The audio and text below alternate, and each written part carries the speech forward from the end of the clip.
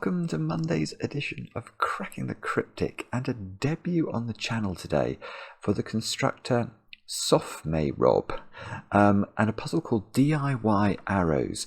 Now this is an intriguing one. We've had a couple of recommendations to have a look at this from people we trust who say this is an absolutely sensational puzzle, but we did send it to a couple of the testers who were not able to finish it. So I am recording early today, knowing that I may not be able to do the puzzle, in which case I'll still have time to attempt a different puzzle later on today and still produce a video by deadline time. But I hope I'll be able to get through it. I've read the rules and they are interesting in the extreme, yeah, I will share those with you in a moment or two. But sophmayrob makes an auspicious debut today. Now, what else do I need to tell you about before we get to those rules? A few things. We released yesterday over on Patreon a kids Sudoku hunt, which many of you adults have been enjoying. We haven't yet heard stories from kids who've been enjoying it, but if you do have kids, give them a go at it and let us know how they get on. We really like hearing stories about people getting into variant Sudoku, especially younger human beings. And well, the other thing we've got going on Patreon, which is nearly deadline day actually, is the Planets Suite, which is our monthly reward for June. It's a whole Sudoku hunt of adult Sudokus, themed on the planets, of course.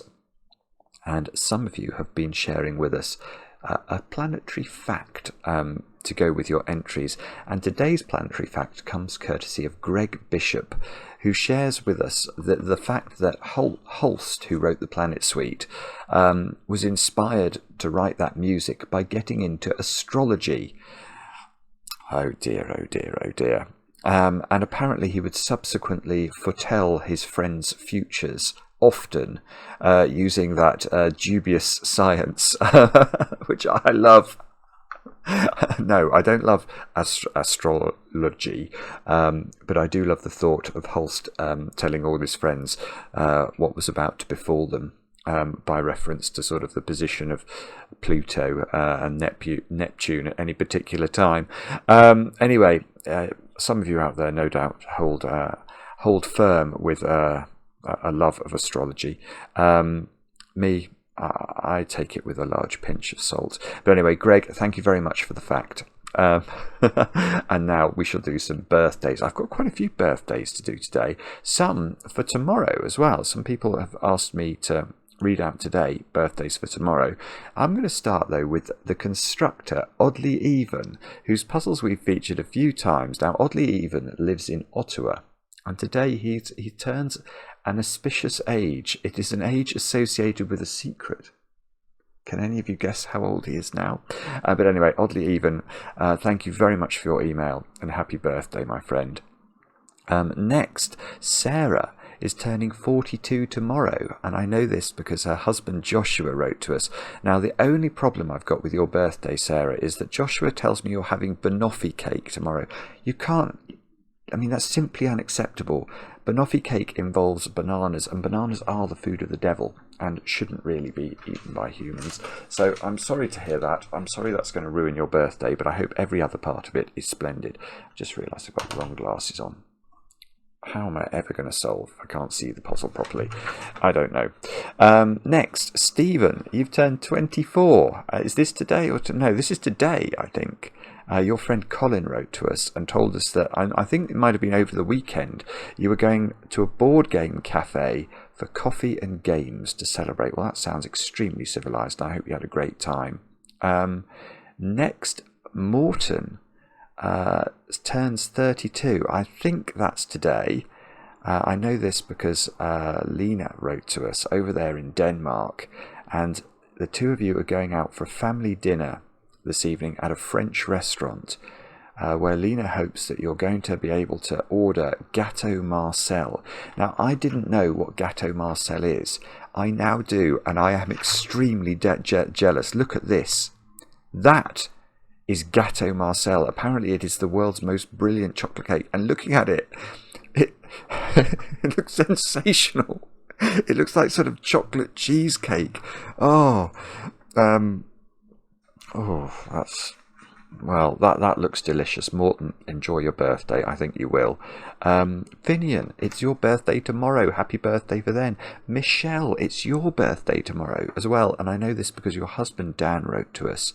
And Michelle, I know you've been dealing with an awful sounding illness called Ehlers-Danlos syndrome, EDS.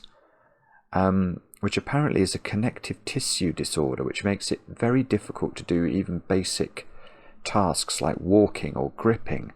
Michelle, I'm so sorry to hear that. I hope that you're on the mend, and any solace we provide to you, I am grateful for. Michelle, anyway, have a great birthday tomorrow. Next, Anne, it's your birthday. I think it might be today. My notes aren't copious enough to know this, but your friend Jim wrote to us. Now I think it's tomorrow, your birthday, and he says you're a beautiful young girl about to turn 44. And Jim said that if I read out this message and wished you a happy birthday, he will give you a chocolate cake with lots of icing for your birthday. So Anne, you owe me big time. Happy birthday for tomorrow. And then finally, this was a lovely message actually from it was from Greg, whose roommate Amber is having a birthday, I think tomorrow. And originally they've been roommates for 8 years. And originally Amber would come into Greg's room and see him watching Sudoku on his computer and describe him as a nerd. But over time, Amber got pulled into the Cracking the Cryptic web and started noticing these puzzles are rather cool and watching them as well. Anyway, I love that you got dragged into this, Amber. And well, as I say, the two of them have lived together for 8 years, such a long time. They've shared so many experiences, and they often describe their lives in terms of, do you remember what happened in season 3, in season 5? But this year is the season finale of their time as roommates. And Greg says the following, Amber. He says he will miss your daily snark, your evil cat, and he says that you are a good friend. So I wish the two of you well, and Amber, of course, happy birthday for tomorrow. And that's all the news. That is all the news. We better get on with some solving. Let's have a look at DIY Arrows by sophmayrob. I don't know if I meant to... sophmayrob. I really don't know how I'm meant to read that, whether it's an anagram or whether it's Sophie May something. I don't know. I'm not sure. Anyway, these are the rules. Normal Sudoku rules apply. Cells separated by a knight's move in chess cannot contain the same digit. So let's use the 5 in the middle of the grid. That is immediately telling us, look, that none of those cells can be a 5. Because if we did try and put a 5 in any of the green cells, these 5s would be a chess knight's move apart, and that is not allowed, so we mustn't do that. Cells separated by a grey dot. Oh, I see, yes, so we've got 4 grey dots here, here, here, and here. Contain digits that are either consecutive or in a 2-to-1 ratio. So either one of these digits is double the other, or one of them is consecutive with the other. But we don't know which, so that's slightly unusual.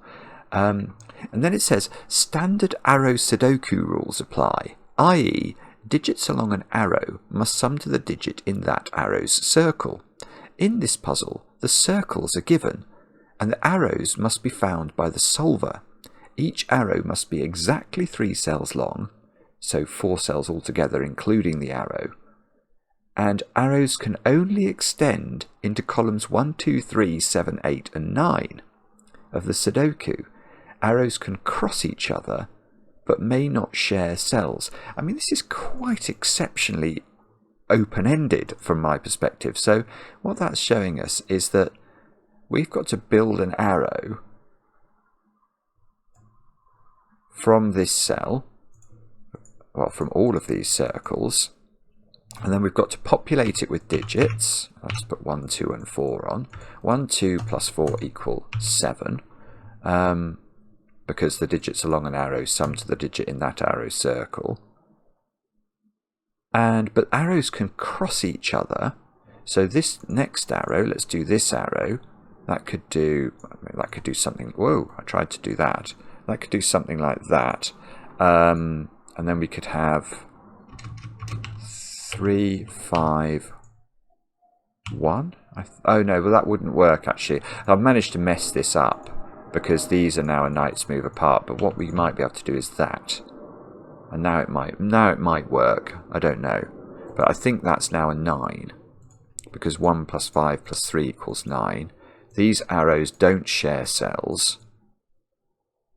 And yeah, I don't see what's wrong with that. These 5s aren't connected. So something like that would be possible. But you can see as we're doing this, there are an awful lot of possibilities for how this could work. So as well as the obvious and slightly intimidating symmetry of this puzzle, there seems to be a lot of open-endedness, but do have a go. The way to play is to click the link under the video as usual, but now I get to play. Let's get cracking. Now, when I mention the obvious symmetry, I'm sure most of you can see that, but if you imagine that the 5 in the middle of the grid is sort of an axis of rotation, and we twisted the grid around 180 degrees, then the only things that wouldn't map to themselves are these dots. All of these arrows just map down, so this cell's rotation around this 180 degrees is that cell. This cell's rotation is that one. This one's rotation is that one.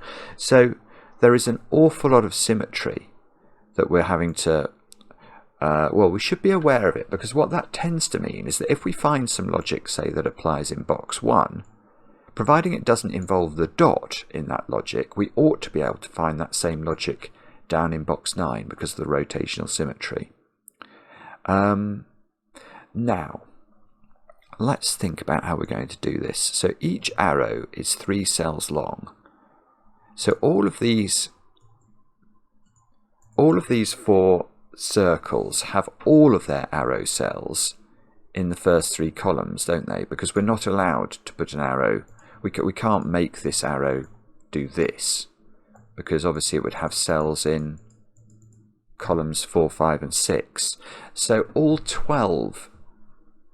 Yeah, okay, I can see the start of this puzzle anyway. So all 12 of the arrow cells that emanate from these 4 circles live in these columns. And that's going to create a tension between the digits that we put on those 12 arrow cells and the sum of the digits in these circles. Because what's the absolute maximum we could make those circles add up to? Well, it's 30 if we put 6, 7, 8 and 9. Now if we have 12 cells in these 3 columns to fill with digits, how do we ensure that those 12 cells don't add up to more than 30? That's tricky. That is tricky, because the absolute minimum that we could put onto those 12 cells, we could use each of the columns, to allow us to put more low digits on. So every time we go into a new column with an arrow, we can start again and put a 1 on. So we could have 3 1s, couldn't we? We could have 3 2s, we could have 3 3s, and we could have 3 4s. And that's 3 lots of 10, because it's 1, 2, 3, 4 times 3. And 3 lots of 10 is 30. So, I see. So immediately, we've found the equilibrium. We know that these circles have to be 6, 7, 8, 9, and therefore by symmetry, these circles have to be 6, 7, 8, 9. We know that all of the it's all, isn't it? All of the 1s, 2s, 3s and 4s in columns 1, 2 and 3 are on arrows.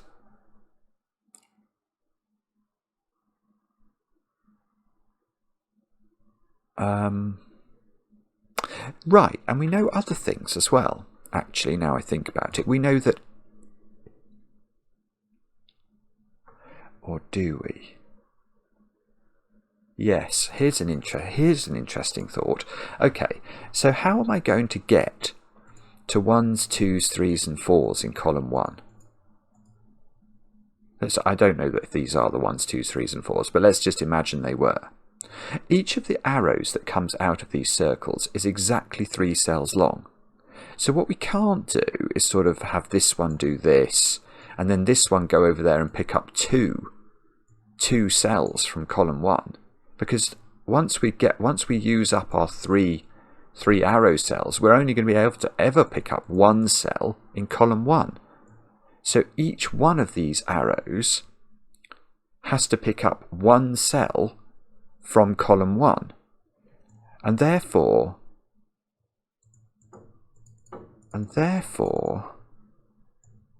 yeah, these arrows don't play around. They don't sort of do this sort of thing. They've got to be fairly efficient. The thing is, they can all go diagonally and they can cross each other, which is all very confusing. But we can say that each one of these circles takes 1 cell from column 1, and therefore 1 cell from column 2 because it's got to get to column 1, and 1 cell from column 3 because it's got to get to column 2. So these arrows are quite progressive. They are going to take 1 cell from each column. There's no shilly-shallying around. The same must be true, exactly the same for column 9 here. Each of these circles must pick up 1 cell from column 9, 1 from column 8, and 1 from column 7.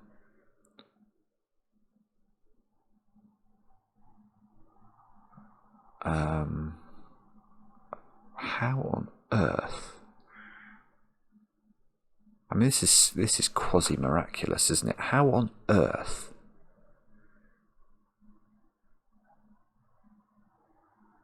How on earth are we going to get any grip on where... I mean, these arrows are... I mean, yes, I've worked out some things about them, like they have to have a cell in column 1. But they can literally... They can have a lot of different shapes. A lot of different shapes.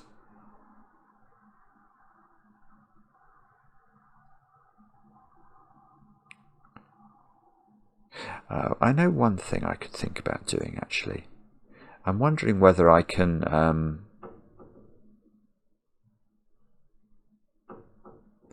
can I use the knight's move constraint?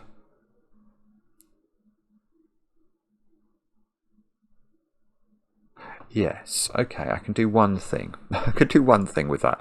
That digit is the same as that digit, I think. And that's because whatever this is, 6, 7, 8 or 9, it's clearly not repeat. It's got to repeat in one of the circles in column 6. Maverick's just taken off. It's not those two because they're in the same box as the green cell. And it's not this one by the knight's move constraint. So that one must go there. And therefore, by symmetry, we can say exactly the same. Those two must be the same digit, mustn't they? Exactly the same. That's just, I've just rotated the puzzle around in my mind and applied the same logic. So that square and that square are the same. And that means those two squares are the same. So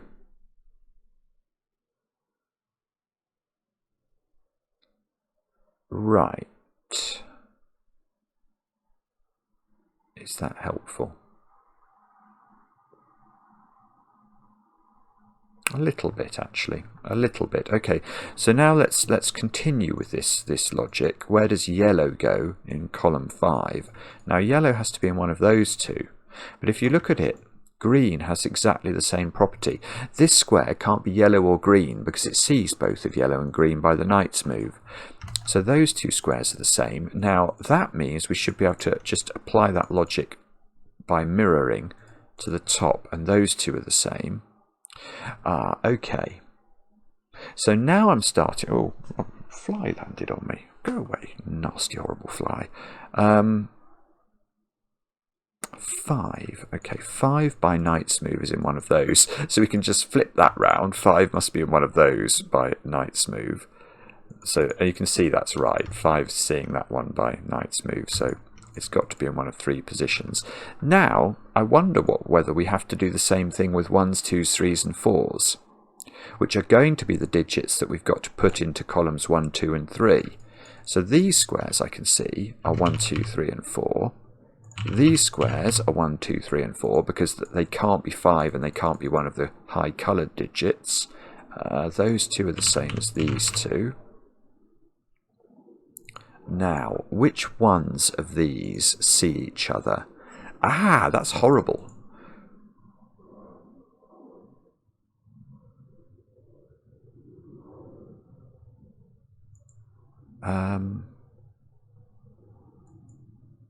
Oh, no, that's not. I thought that was going to be useful. I thought what I might be able to do is colour the 1s, 2s, 3s and 4s, and then, you know, work out something about where 1, 2, 3 and 4 go in column 3 or column 7. But for example, let's just take this one, which is where I started in my brain. That cell, where does it go in box 5? I know it's not this one by Sudoku, but there's nothing to stop it being any of the other 3. Because it just doesn't see these by knight's move.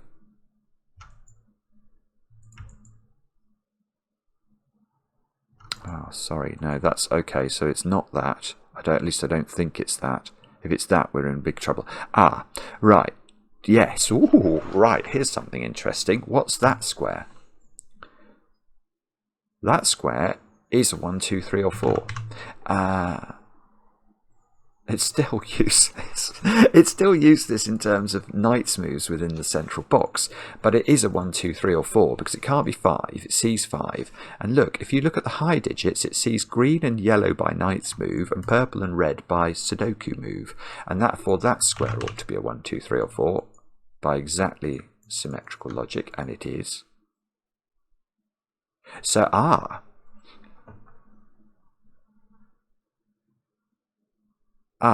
right.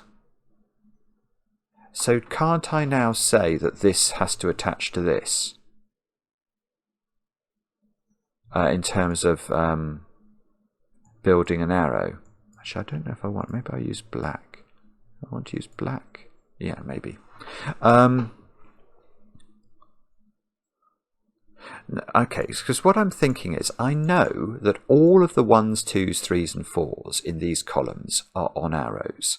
So if this one is not on the purple arrow, it has to be on another arrow. But that other arrow we know would have to end up in column 9, and that I can't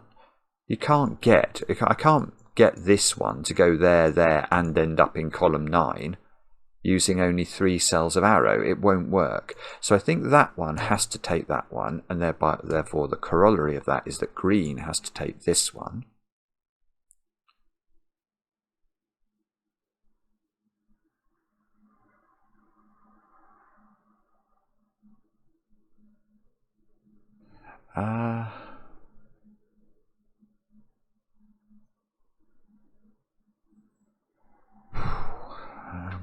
Right, okay, so our next job, I think, is going to be to find cells that are a bit like these two. That one is nearly good. Although, no. We need to get rid of 5 as well. That's the problem. Well, it's not the problem, it's a problem. That one could be red, couldn't it? I mean, it definitely sees purple, green and yellow. And it sees 5. Why is that one not red? We're getting bombarded by naughty flies.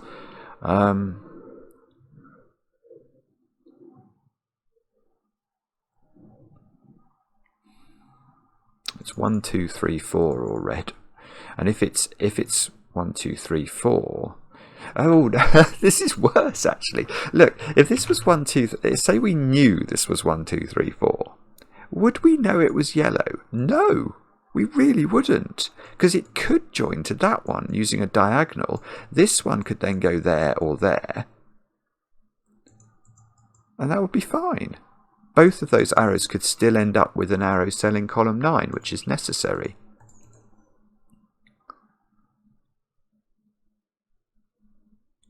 It's absolutely extraordinary to me that this has a unique solution from here. There's something, I think there's something huge. I'm just going to read the rules again, because there's something massively powerful that has to operate here for this to be doable.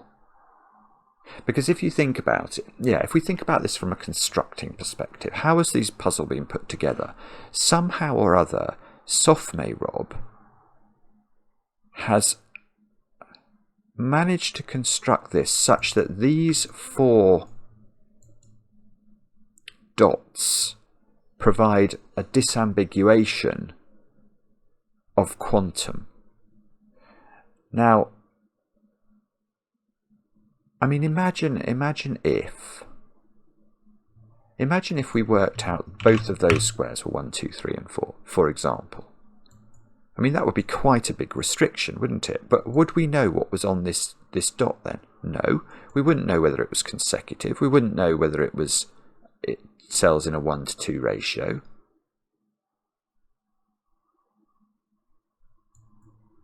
So for these to be useful, we have to know an awful lot about their composition, which implies that somehow or other we can basically populate the grid now with everything. Now, how on earth can we do that? I don't know the answer to that, but it feels like there's something so huge that's going to allow us to build all these arrows.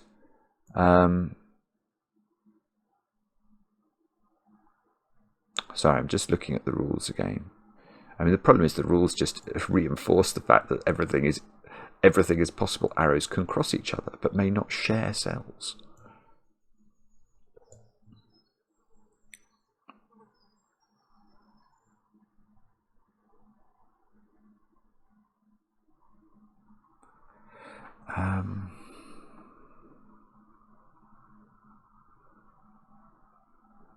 Sorry, I realise I've just stopped talking. I need to think about this. I'm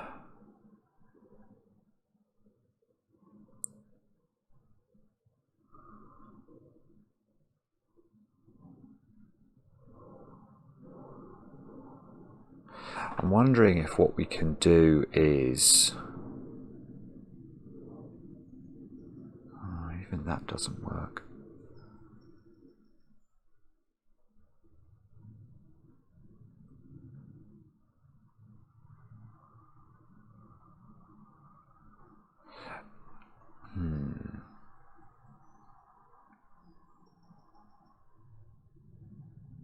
Can I use... I'm wondering if we can force the arrows to move into extreme positions. For example,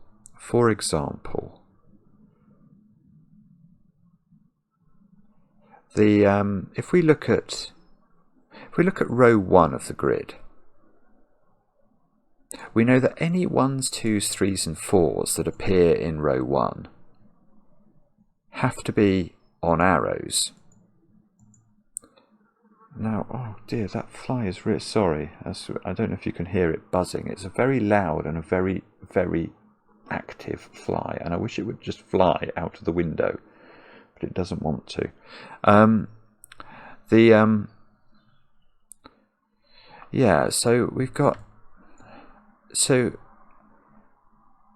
if there are 1s, 2s, 3s and 4s in columns 1, 2, 3, 7, 8 and 9 in row 1, they have to be on arrows, and they do have to be some 1s, 2s, 3s and 4s in these cells. Let me just highlight them, those cells there, because I could only put, because I know that's high, so I could put a maximum of 2 1, 2. If this was 5, those two would both be 1, 2, 3 and 4.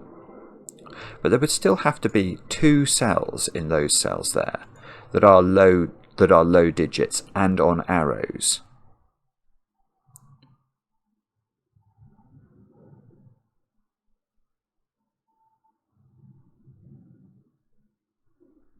So, but the problem is that, and I think it's true, is how do you then argue which of these is going to have an arrow that goes into row 1. And the weird thing is, I think they can all reach row 1. I mean, this one can reach row 1 by going diagonally. Just straight diagonal like that.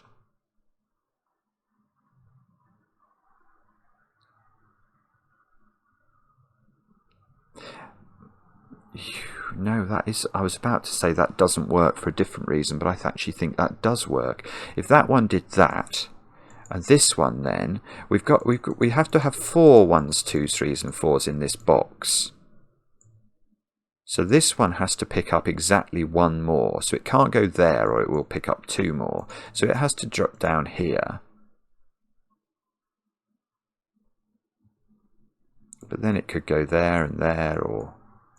Oh, hang on, I've had another thought. Right, hang on, I've had another thought. Is it something to do with common digits?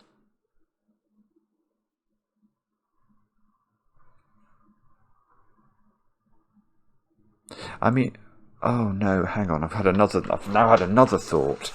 I was about to say that whichever of these is the 6 arrow has to be 1, 2, 3. But that's actually not true, is it? Because you could have an arrow that was that did this. Why couldn't you have an arrow that did that?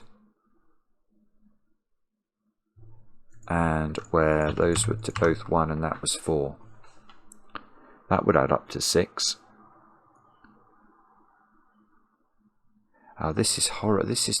The more I think about this, the more possibilities I come up with for ways that make it really difficult. Because my thought before that was, what I was going to say is, let's assume that the 6 arrow was 1, 2, 3 and the 7 arrow was 1, 2, 4, which is now occurring to me it could be double 2, 3, and the 8 arrow can't have a 5 on it, so that would be 1, 2, 5. And the 9 arrow can't have a 5 or a 6 arrow on it, so that would be 2, 3, 4. Let's assume that that was the way that these arrows worked. Then each arrow has a lot in common with the other arrows. So like the 6 arrow and the 7 arrow share a 1 and a 2. So you'd have to be careful about putting the digits in, because they'd have 2 digits in common between them. And the 6 arrow and the 8 arrow would have 2 common digits. The 1 and the 3 would be in common. Yeah, in fact, okay, and the 6 arrow and the 9 arrow would have 2 digits in common. Maybe they all have to have 2 digits in common.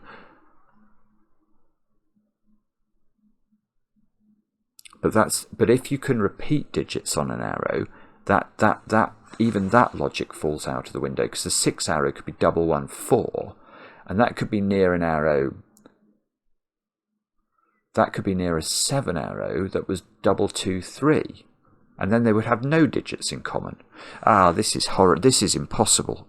Well, no, impossible is too strong, but this is really difficult.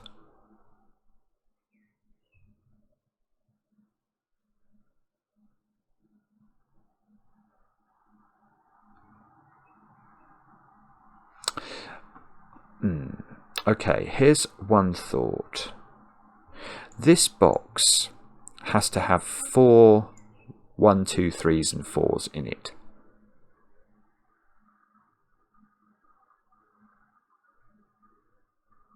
And this box has to have 4 1, 2, 3s and 4s in it.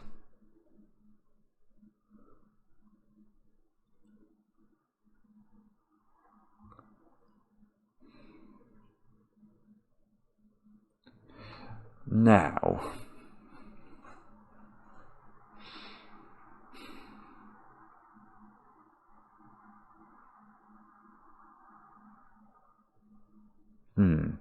okay, here's a thought. I've had a different thought.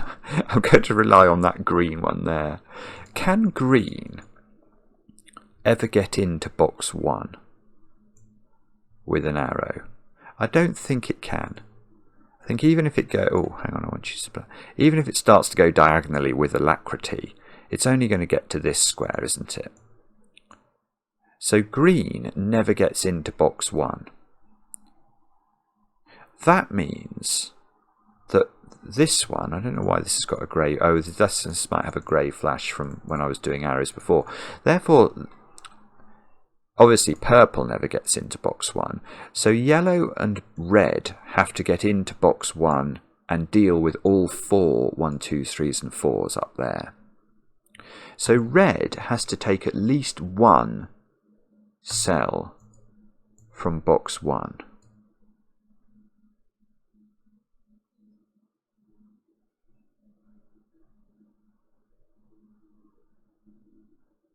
I haven't got more than that at the moment. I'm sorry.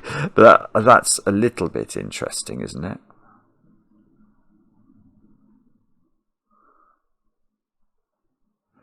Red has to take at least 1 cell from box 1.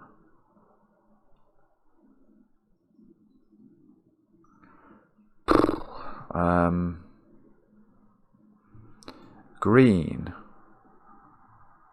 Green has to help purple to reach the complement of 1s, 2s, 3s and 4s in box 7. Because there are 4 1s, 2s, 3s and 4s in box 7. Purple could pick up 3 of them. But green still has to help, doesn't it? So green has to take at least 1 of them.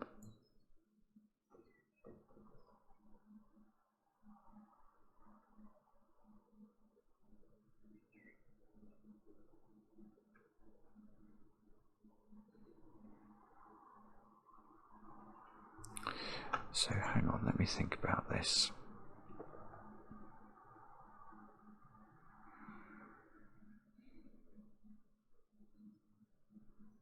We also know that something does have to get into row 1.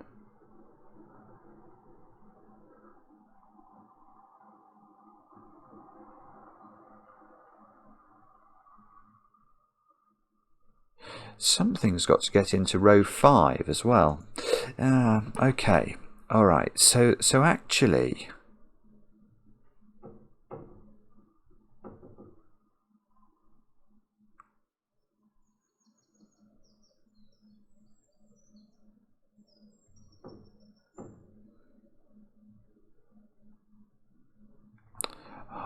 this is very difficult. This is very difficult to get a handle on. Is it something to do? Do I have to add up? There's 4 1s, 2s, 3s and 4s on both sides of the grid there. That's 8. So there's 11.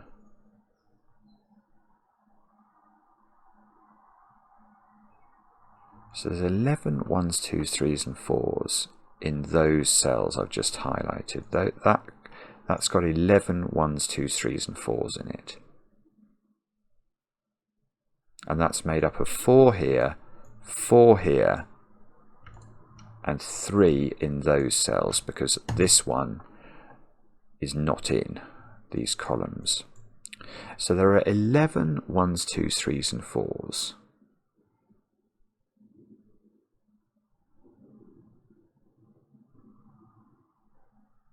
Right. Here's a thought.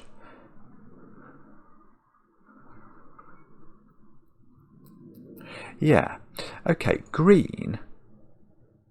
Does green ever get into row 4? No.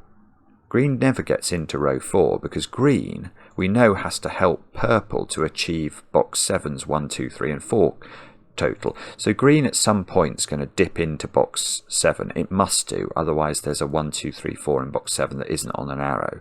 And when green does do its dipping, even if it jumps up again, it can't get to this row.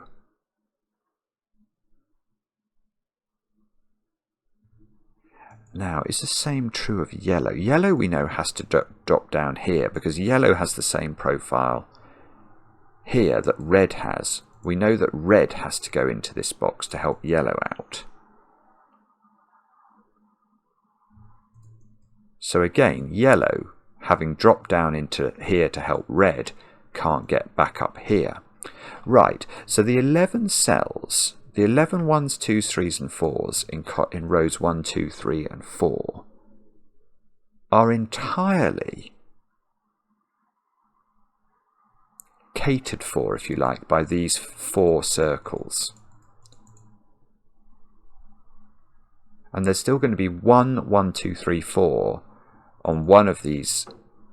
Yes, okay, so I see. So then what happens is one of these circles has to take a 1, 2, 3, 4 from row 5, and that's absolutely perfect, because that's going to deal with the 12 1 through 2, 3, 4s that these circles need.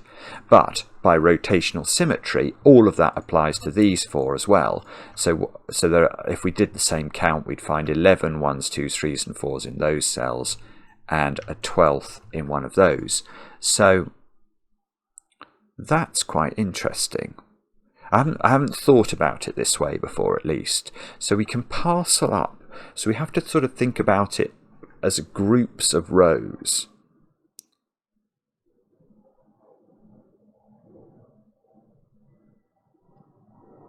Now,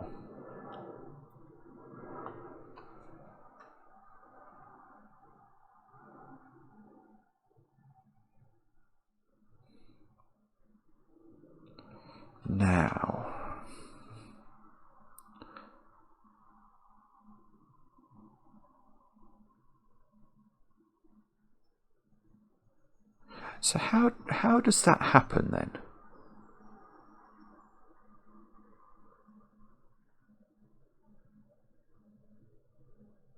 So something on the in the top of the grid, one of these circles. Well, it's not this one actually. Oh, right. Here's something interesting. Here is something interesting. So we've sort of worked out how we're allocating 1s, 2s, 3s and 4s around the grid, but some circle in the top of the grid has to reach down and pick up a cell in this row, a 1, 2, 3, 4 that occurs in this row.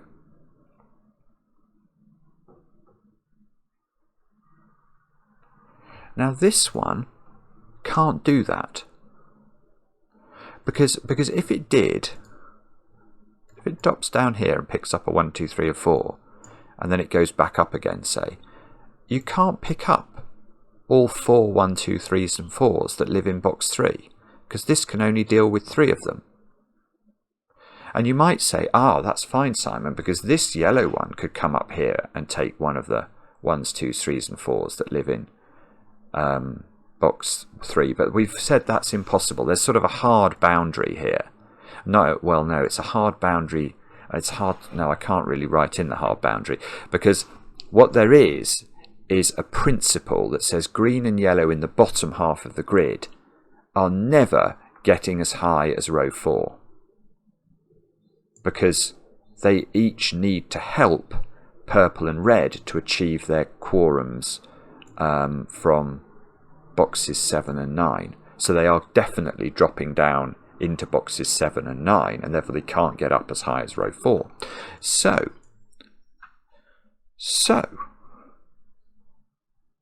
purple. So I think what I'm learning here is that purple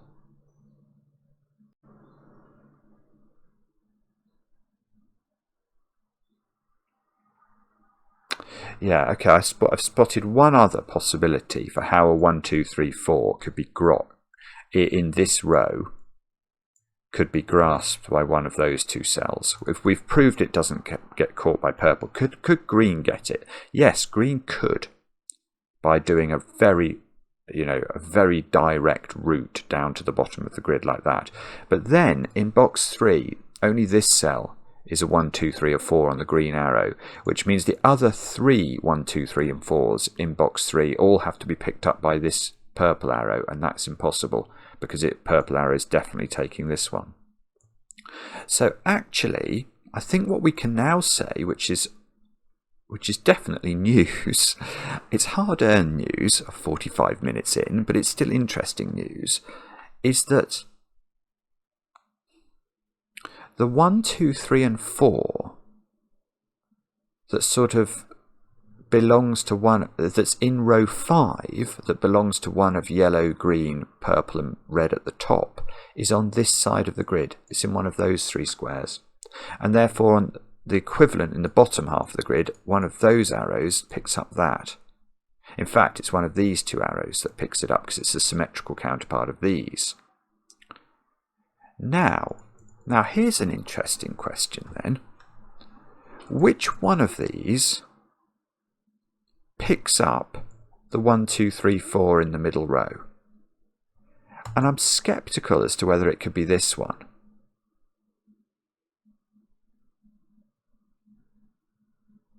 Because again, I don't see how we're going to pick up enough 1, 2, 3s and 4s from box 1 if this one is dipping down as far as row 5 of the grid. To dip down to row 5, it will have to take a row 4 cell and a row 5 cell, which means it can take a maximum of 1 cell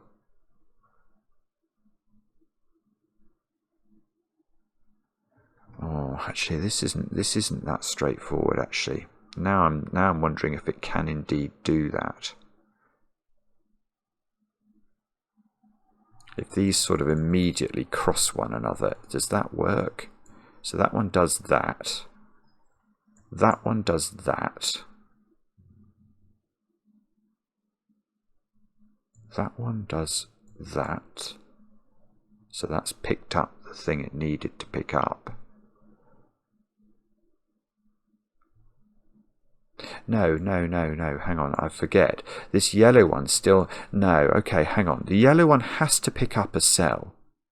It has to pick up at least 1 cell from here, because otherwise the red can't do all of those jobs itself.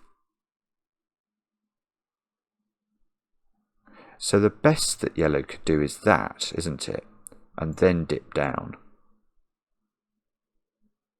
But now red, because red can't go directly to that square. Yeah, if this was the way that the world worked, red would have to take all of red's 1, 2, 3s, 4s need to be in box 1. If we're claiming that yellow is going to pick up the 1, 2, 3 and 4 from row 5. And that's impossible, because this square is not accessible to red on this analysis. And if yellow goes down straight away in order to get to row 5, it can't take any cells at all in box 1. And if it goes there, it can never get to row 5. So it has to go there, and then it can't wobble because it will never get back to row 5. Good grief, this is amazing. So actually, I've now got one more conclusion for us, which is it's red that gets a 1, 2, 3, 4 in row 5. But red also needs to get at least 1 cell.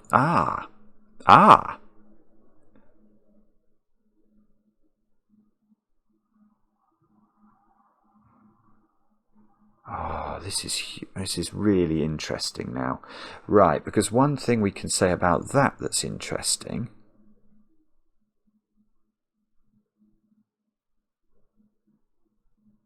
Oh my goodness me. I've got something absolutely majestic for you. Right. So we've just worked out that red is getting a 1, 2, 3 and 4 from those 3 squares. But we know that red also must pick up at least 1 cell from box 1 to help yellow out, because there are 4 1, 2, 3, 4s in box 1. This can only pick up 3, so red's picking up at least 1.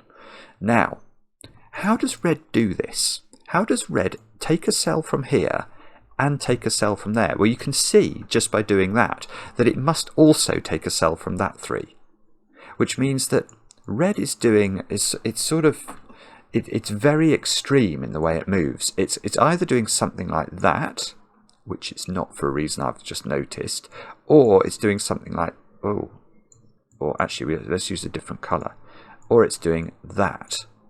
Now I think one of those has to be the only way that it will work. If instead we said red could do this, it's never extreme enough, because it needs to get down to row 5 and get up as high as row 3. And the only way it can do that efficiently is by moving via the medium of row 4. So it mustn't use its row 4 option up just with a horizontal move, because it then hasn't got the ability to go into row 3 and row 5. So it's always forming either a mountain top or a valley. But what I've just noticed is this square. What is that square? Well, that square cannot be a 1, 2, 3 or 4. In fact, that is a 6, 7, 8 or 9. I didn't realise that. That must be a 6, 7, 8 or 9. I didn't realise this till I was looking at these two options. But you can see that it sees, this square sees these two by knight's move and those two in its row and the 5. So that we might be able to colour it. We know it. No. No, we can't. We can't colour it. But I don't care about that, because what I can now, because what I think is so cool about this is this black line is not the option, because it's not picking up a 1, 2, 3, 4 in this row. It cannot. So it's the blue that's correct, and if the blue is correct, we know each of these cells is a 1, 2, 3, 4, and that is an enormous deduction. And well, two things to result of this. Firstly, all this logic is symmetrical because I've not availed myself of dots to make any of this logic correct. So we're going to be able to do the same thing on this side of the grid. But also, where is this one's first digit?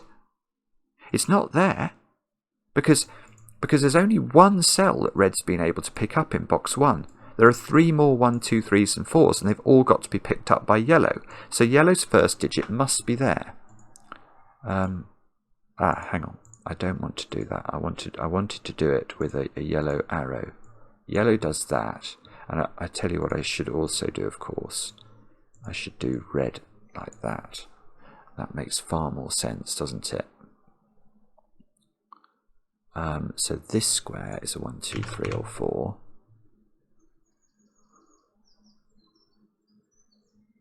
I don't know what this does, but it feels like we've done something sensible, doesn't it? And we can do exactly the same on the other side of the grid. So we just need to draw in symmetrical arrows, and then this red one must come there, and then these squares are all 1, 2, 3s and 4s. There we go.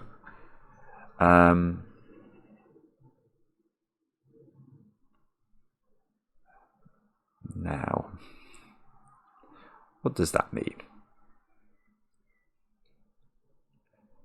Don't know yet. Not sure.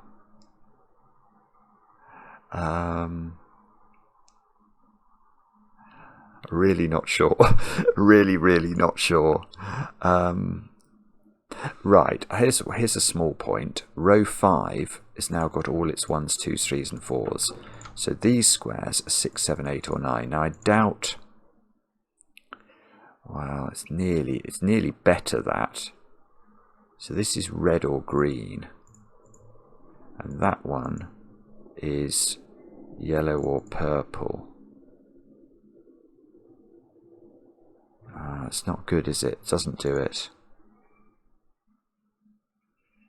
5 is not here, so 5 is starting to be sprinkled about in similar positions actually to this box.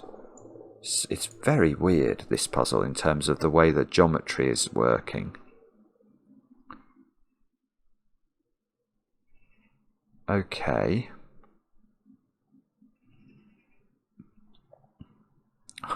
Now what do we do? I wish I knew.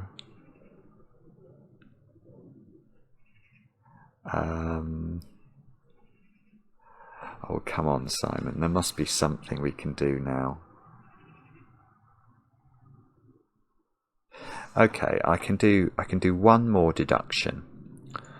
This one's first digit is a 1, 2, 3 or 4, and it's in one of those 3 squares, isn't it? Which means if you look at this column, if we take the 1, 2, 3 or 4 that's in one of those 3 squares, and those 3 1, 2, 3s, 4s, that's all the 1, 2, 3s and 4s used up, that square can't be a 5. So that square is a 6, 7, 8 or 9. And that one I can colour. That one I can colour. That one can't be red, green or purple. So that's got to be yellow. And that's beautiful because that means I know that one now. That's purple. Oh, this is... Oh, my goodness me. Right, now that can't be purple. But one of these three has to be purple by Sudoku. It's not this one. It sees it by Knight's Move. So purple goes into this square, which is a... Well, that feels like a real deduction, doesn't it? So that's not 5 anymore. And hang on, can't I run that? Can I run that argument the other way round? I must be able to. Yeah, this needs a 1, 2, 3 or 4 in one of those squares. That sees a 5. So that's 6, 7, 8 or 9. And this one is red. So that one is not red. So this one is yellow. I could have done... Hang on. I've got a weird number of 1, 2, 3s and 4s. Oh, it's because I've done more over here, I think. Yeah, okay. This one, by a process of elimination, is now yellow. But I ought to, I think, be able to do some more here. Green has to hide there, and therefore that one has to be red. So this is absolutely beautiful. Now, bobbins. Now bobbins. Oh, that was quite exciting for a moment, wasn't it? That was really, really interesting stuff. Suddenly I felt that we were actually making proper progress.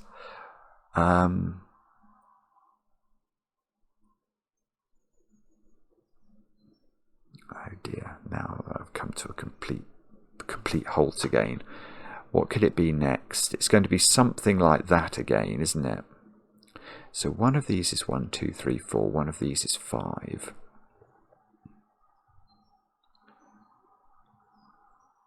I know this yellow arrow. I don't know. I was wondering whether I could say it had to go into row 1, but I don't think I can say that. I know one of these arrows has to make it into row 1. But I don't think I know which one of those does. Is there a way we could... We might have to go back to my first thought when we were starting with the 1s, 2s, 3s and 4s. I'm wondering about whether we could colour those. Oh, hang on. Purple in this box I can see is restricted. Purple has to be in one of 2 places.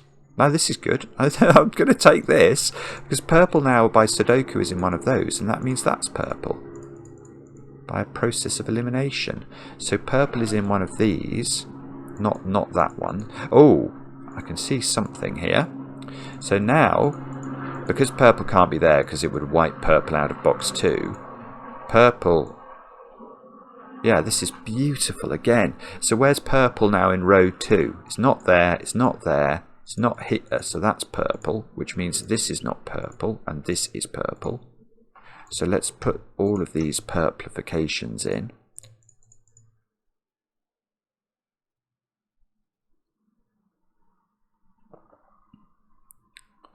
Purple, oh look, this is the first time we've got anything on a dot, look.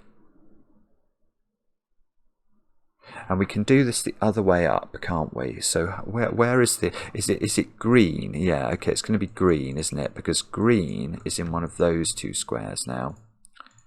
And therefore green is in that square by a process of exactly the same logic that we did before.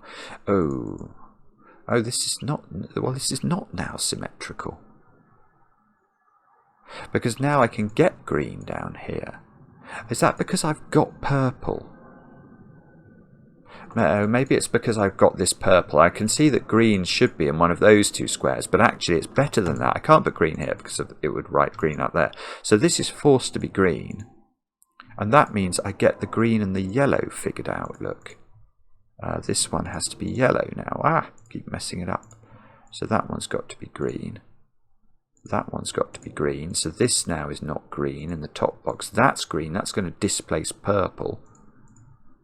So purple goes here. So now this is now red. This is now purple. This is... I think I've done it. Well, done it. No, I don't mean the puzzle, but I think I've done all the purple digits and all of the green digits out of absolutely nowhere.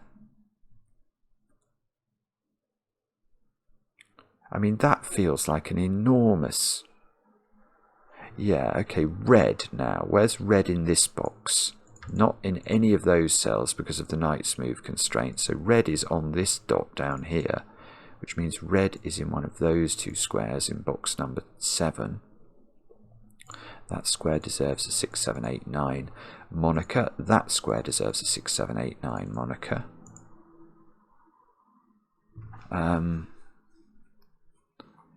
Okay, so I can do the same up here with yellow. Yellow must be in one of those two.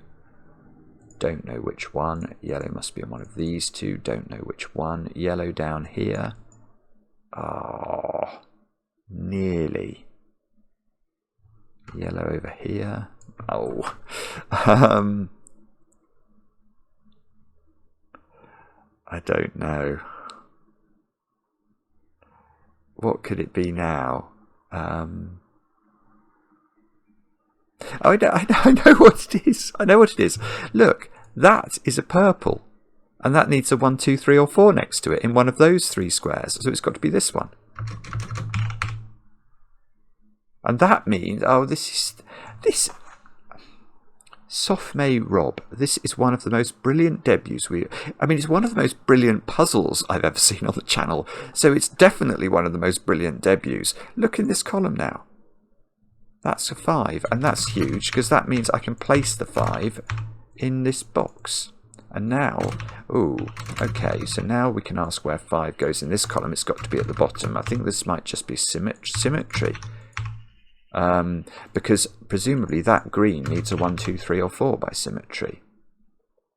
So we can start drawing this one in. We can start drawing the purple one in. We've got, oh, hang on, what have we got here then? We've got, I see, we've got 1s, 2s, 3s and 4s in those squares. Now, has that helped us regarding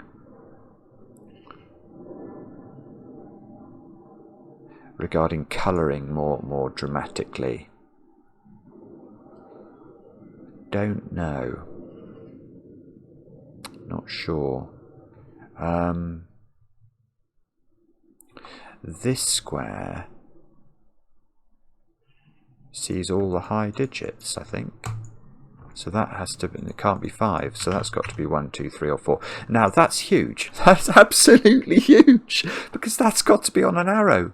How does that get on an arrow? It's not on the red arrow, it must be on the yellow arrow. Ah, no, arrow, arrow, arrow. So that's got to do that. And now that's going to apply the same way down there, but let me just think about this, because that's given us a 1, 2, 3, 4 here. These two squares now are yellow and red, I suppose. That must be right, mustn't it? Because I've not put both yellow and red in here. So these squares are from 6, 7, 8, 9. That completes all of the... So these squares are from 1, 2, 3, 4. And they must both be on arrows. And purple can't get there. So these are both on the green arrow.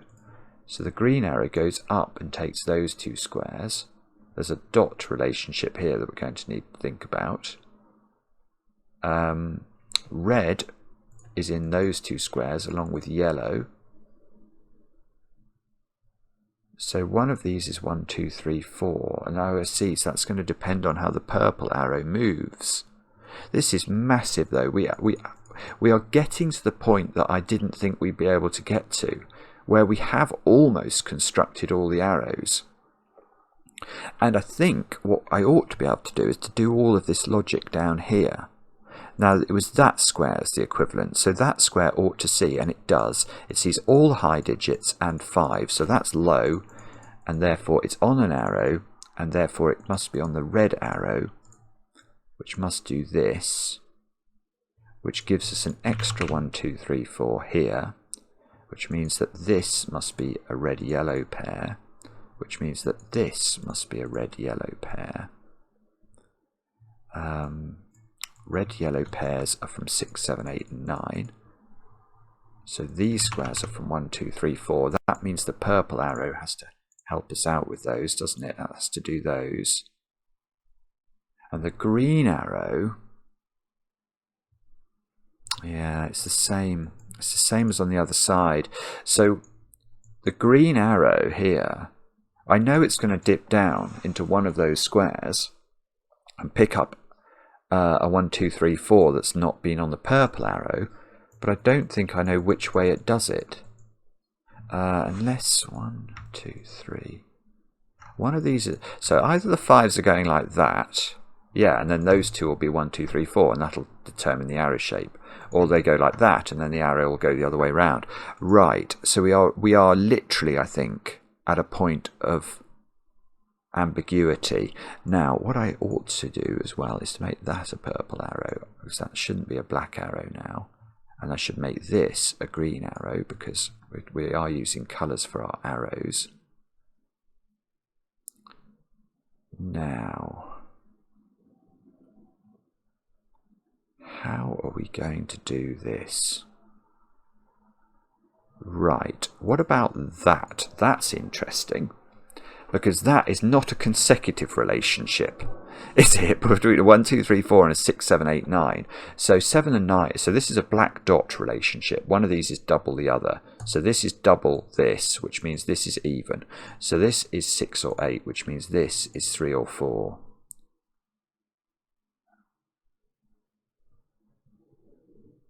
I mean, what is that doing?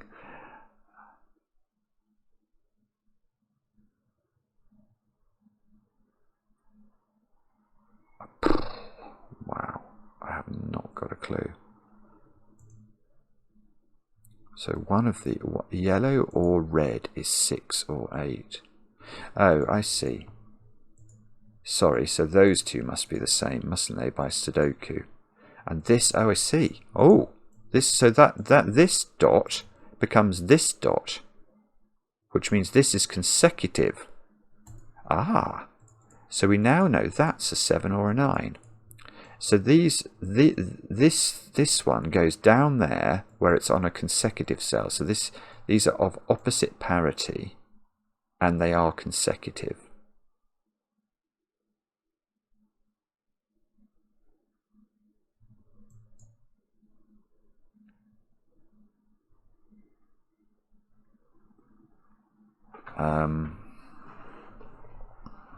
Okay.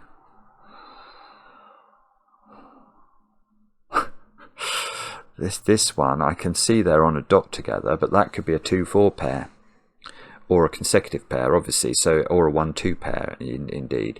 So we don't know the nature of the dot or anything about it, I don't think.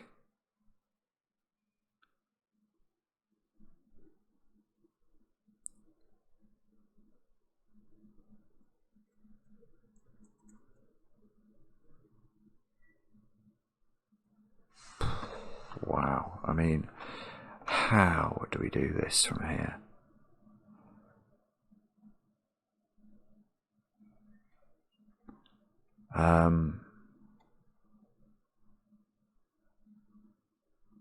I don't know.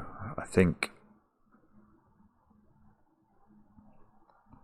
what we're going to have to probably mull over. Yeah, okay. I can see a way of making a bit more progress, so I'm going to do it because I haven't got anything better to do. And that's what I think I'm going to try and colour my 1s, 2s, 3s and 4s. So this square I can actually colour in this box, can't I? Let's use light green. This square can't go there by knight's move, there by knight's move, or there by sudoku. So those two squares are the same, and that means that square is the same. Now what we desperately need this to do is to propagate. But, oh, no, it does. I was about to say, but it doesn't. But it does, actually. Look where light green goes in box 5. This cell reaches in and touches those by the knight's move. So that's light green, and that might be more helpful. Or not. I mean, light green is in one of those. I'm absolutely going to note. Oh! Well, that was not what I was expecting. I noted the possibility of this earlier, that there could be repeat digits on arrows, but there is now a repeat digit on arrow. This red arrow here, this red circle, has got light green there and light green in one of those two for sure. So it does repeat a digit. I was about to say now it can't be 4, but it can be double 4. It could be double 4 with 1. Okay, so we can't rule anything out of this square. That's so mean. Okay.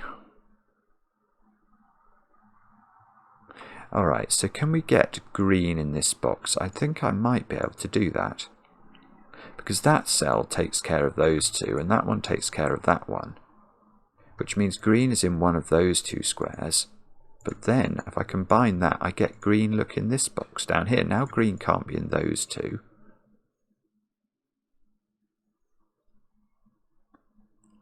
Green is in one of those two. It's not good enough. It's not quite good enough.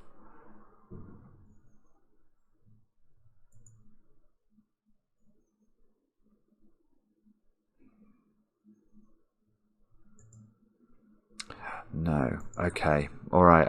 I hoped that would go a lot further than that.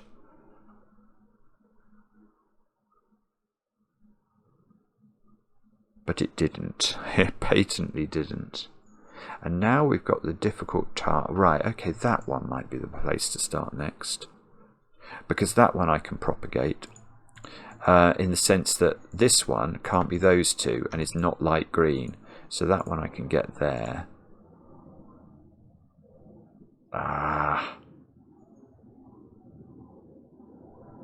No, this is tricky. I think it might even depend on which ones you go for first.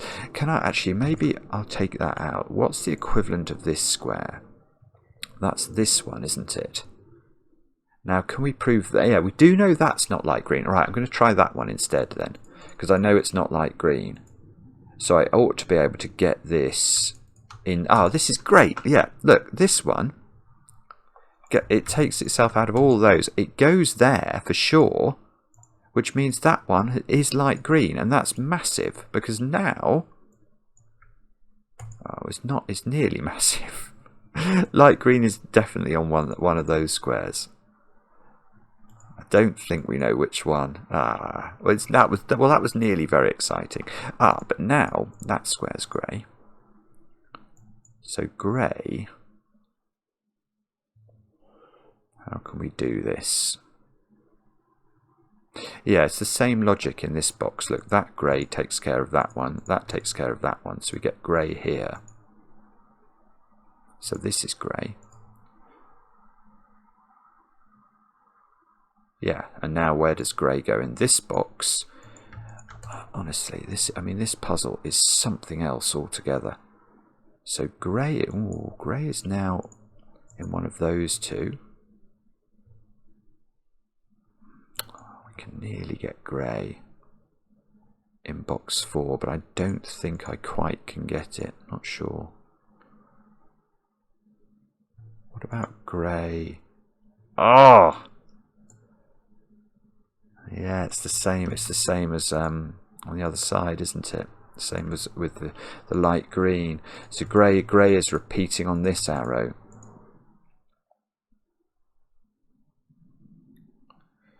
Okay, well,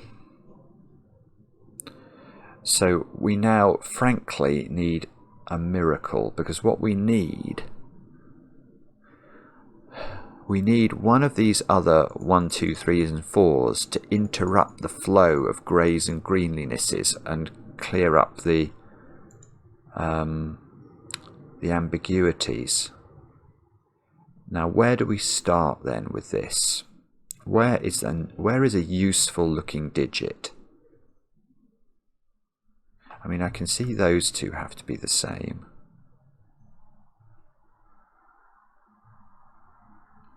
So it would be those three, there'd be those four that have to be the same. I mean, that's not bad. Actually, yeah, I'm going to do that. Okay, so we're going to go with this one, which I can make orange. So that's orange by Sudoku. Therefore, that's orange by Sudoku. This is orange by Sudoku. This now is orange by Sudoku. Now we need... Yeah, that's great. Okay, so where does orange go in this box? This orange takes care of those two. This orange takes care of those two. So orange is exactly there. And that gives me... Oh, this is it. This is it. Really is. Look, orange in this box. Orange is not there by Sudoku somehow. So orange is here, but orange is low. So it's not 5. So that means the 5s have to be in that configuration, which means this square is not... Well, it's a 1, 2, 3 or 4. That's a 1, 2, 3 or 4. Now that's telling us the nature of this green arrow, isn't it? The green arrow must take that square and then must go up there. So this green arrow has got a repeated digit on it as well. Now, can we take the orange shading further? That's going to be the next question. Orange is in one of the... Well, hang on. I ought to be able to, by symmetry, sort out some of this, sort out the colouring over here, I think, because what's the equivalent of that digit? It's this one, isn't it? Now we're really running out of colours. I should have one left though. What colour have I've not used blue. Oh, that's wonderful. Yes, blue fits into the world very nicely. So this is now blue. This is now blue. So that's blue. So this is now a blue-green combination. Now, does this go further? Yes. No, hang on. Oh, no, that's fine. Yeah, that blue does see that. So that's blue. So, look at this. That's blue because blue and orange are different, and therefore that's not grey. So that means that's grey. And not only that, that means that's green. Right, now that might help us, yes. Now we get green in the corner. We get blue here. I think we should be able to achieve, well, full colouring maybe apart from reds and yellows now. Famous last words. There are 4 blues looking at box 3. So that seems to imply that's a blue, and that's done the 5s. So those are the 5s. Which means that we can extend our purple arrow like this. This is a 1, 2, 3 or 4. And, okay, so now we can see this square's got to become the orange digit, which means that's the green digit, which means that's the grey digit. This is a 1, 2, 3 or 4. Orange has to make an appearance here. So orange is the 3 or the 4 digit now. That's new knowledge we didn't have before. That's grey in the corner. Not really. It's not really song worthy, is it? We could still get 3s in the corner. If either grey or green is 3, we get a 3 in the corner. Okay, well let's just take stock. Have I coloured everything apart from red and yellow? Yes. I've got all my arrows built. I don't know how we've done that, but that's just fantastic. All I've got, right, and we know that we know orange is now a 3 or a 4.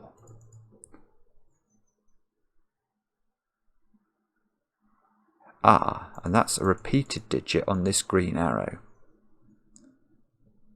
So this certainly, green can't be 6 anymore, because this arrow is adding up to at least 7. So green, let's double click all the greens and take out 6. Whoopsie, take out 6.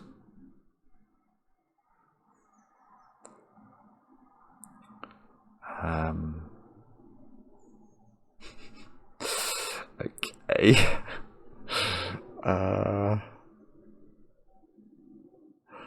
Come on.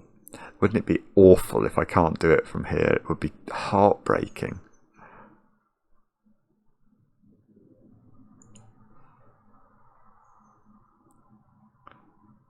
Okay. I mean, goodness only knows what we're meant to do now. I mean, I have seen this one. I can see this is a consecutive one, because neither of these digits can be half the other. But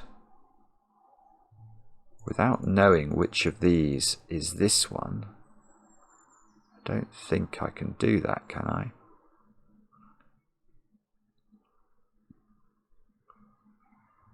It's got to be an arrow that we've basically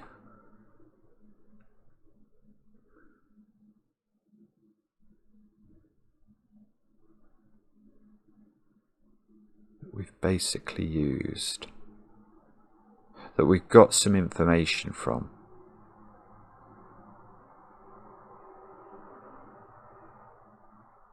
There's lots of arrows. Every single coloured arrow. Yes, if you look at the configuration of the middle box of arrows, we've obviously got all 4 high digits. Every one of those has an arrow coming out of it with a repeated digit, and it's always a different repeated digit, which means there is a double 4-1 arrow somewhere in this puzzle.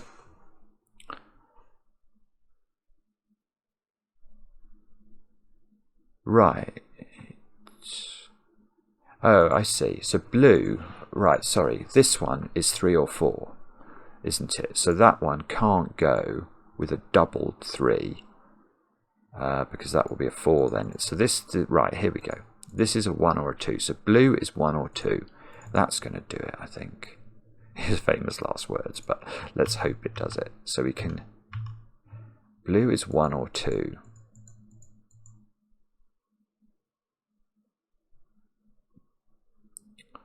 And blue, right, so blue is on this. Oh no, that could still be 4.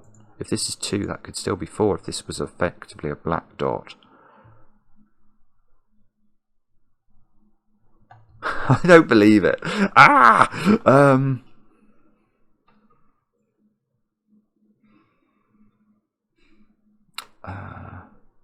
Well, I know there's one arrow that's double 4, 9. I suppose this... Okay, so this one now is a maximum of 8. So purple now loses its ability to be 9.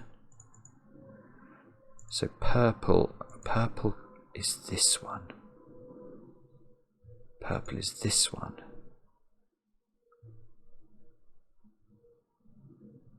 I mean, if that's double 1, that has to be 4. If it's double 2, it could be 7 or 8. Ah.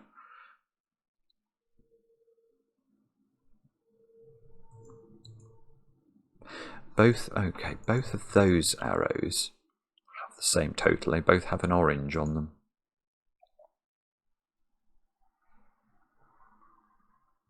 Ah, all right. That's interesting. Right, here is an odd thing to note, but it does get me a reduction of a digit. Right, those 2 cells add up to 5. If you can't see why that's true, I wouldn't blame you, because I only just spotted it myself. But I can tell you they add up to 5, and that means this is not a 7. How do I know these add up to 5? Well, if you look at the colouring of these 2 arrows, they've each got an orange on them. Yeah, but the other 4 digits that are on these arrows are all the different digits. So they must... Oh, hang on, have I... Oh, I might have gone a step too far, actually. No, it's right. It's got to be right. It's got to be right. Yeah, these are the 4 low digits, so their collective sum is 10. But this is a high... Oh, hang on. Hang on, I might be going a step too far here. I want to say that those 2... I want to do the 5 thing. I want to do it. But now I'm suddenly thinking, if that was 3, 1 then, The other side was 2, 4.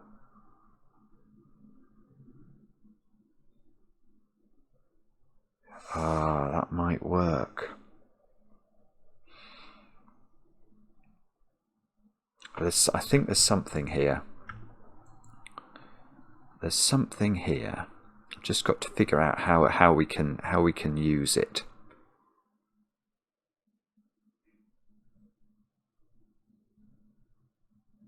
No, it must be right because we're adding to the same total. Yeah, we've got to divide. Yeah, no, it's fine. It's fine. It's mathematics. It's absolutely fine. So this is a weird example of how my brain tells me something, and then my brain, on reconfirming it, gets itself confused. But I think if we go back to where we were originally, we have to divide. Yeah, it's fine. It's fine. It is 5. Because what you've got to do, knock this, if we think about this from an equation perspective, we've got, well, let's do this one. Here we've got dark green is equal to light green plus orange plus grey. So we could deduct orange, whatever it is, from green, and we can say that dark green minus orange is equal to green plus grey. Now here we've got the same equation, except so we can deduct one of the oranges. We've got dark green minus orange is equal to orange plus blue. So orange plus blue must equal light green plus grey. And how can we achieve this? Well, the only way is if they add up to the same number, obviously. And that number, given we know they all add up to 10, each side must add up to 5. And that's massive, because if these add up to 5, 5 plus 3 is at least 8. And this means we can, well, it's not massive, but it means we can get rid of 7 as an option from dark green. Now, because we're adding at least 5 to 3.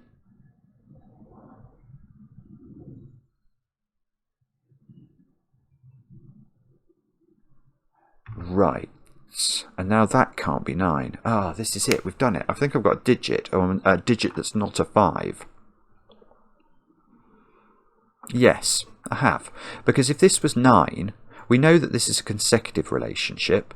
So if this is 9, that would be 8, and that square would have no value. So that can't be 9. That's got to be 7, which means that's got to be 7. Which means this... Oh, we don't know. No!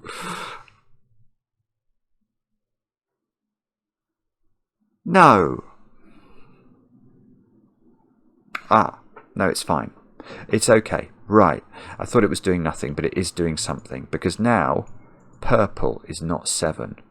So we can double click on all the purple squares, remove 7 from them. But look at that. I've now got a 6-8 pair in box 9. And that means that dark green is 9. That is an absolutely magnificent. This is unbelievable setting. This is unbelievable setting. I mean, how your debut puzzle can be basically, you know, as interesting, clever and devious as this, I do not know. So, right, yeah, so now look at orange. How are we going to make this arrow work? Got to make it add up to 9. We can't make these 3s. So orange has become 4 out of absolutely nowhere. Orange is 4, which means blue, let's go to colour again. Blue is now 1. My maths. This arrow is done. It adds up to 6. So purple is 6.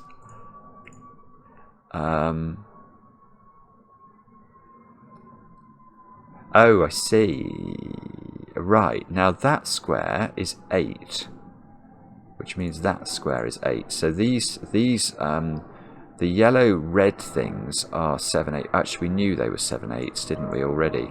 I don't think that's taken us forward, unfortunately. I'm going to fill them all in, though, with by taking out 6 and 9 from them.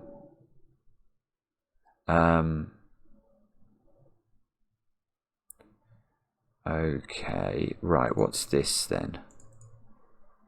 That could be either 2 or 3, and it goes with 7 or 8. So it's going to be something... Ah, here we've got 1. So green, light green is 2. on its dot. And it's interesting that I had noted that there was a possibility of a black and white dot. 1 and 2 have the same. They're in a doubling relationship and a consecutive relationship. But so effectively we don't know whether this dot is black or white, but we don't really care either. But now we found 1, 2 and 4. So we know grey is 3. And if grey is 3, we're going to... Ah! That's 3 in the corner. That's 3 in the spotlight, losing its religion. No, it's trying to Defender's trying to restart my device. No. Right, this square is a 7. It's got to be consecutive with 6. So that's going to do all the 7s and the 8s. Oh, no, it's not. Right, but the middle 7s and 8s are all done by maths, aren't they? And that's going to allow us to colour these edges. Yeah, so look. This adds up to 7. So red is 7. We've just discovered. Out of nowhere. Oh, hang on. It's tricky to do that. So red is 7. Which means I can take the 7s in the edges and take out the yellow. And then I can take out the red from the 8s. Because I know that... Let's just check the maths is working. This one works. Yeah, this is lovely. It's working. It's working. So all we do now is double click these, put 8 in, and that, I believe, is the solution to the puzzle. It doesn't know what the solution is. 80 minutes, hour and a half on the video timer. 11 people have solved it. Well, that doesn't surprise me. Actually, that is hard.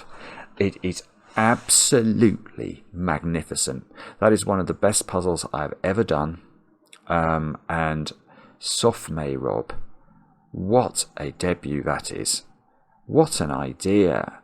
And to find that you could fix the arrows and then colour all the digits and then use those the selection of these dots to disambiguate the ending is quite exceptional, isn't it?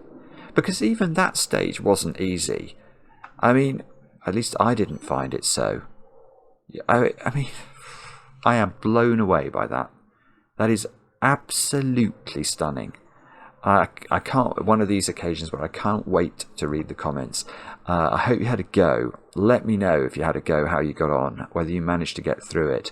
I enjoy the comments, especially when they're kind. And we'll be back later with another edition of Cracking the Cryptic.